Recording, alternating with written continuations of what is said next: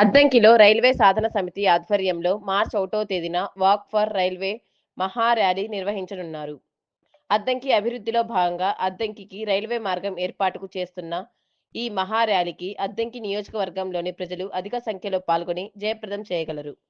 స్థానిక ప్రభుత్వ బాలికల ఉన్నత పాఠశాల వద్ద నుండి మార్చి 1వ తేదీ ఉదయం 8 గంటలకు ఈ మహా ర్యాలీ ప్రారంభం అవుతుంది. మర్చిపోకండి, మార్చి 1వ తేదీన ఉదయం 8 గంటలకు అద్దంకి అభివృద్ధికి రైల్వే స్టేషన్ మన హక్కు.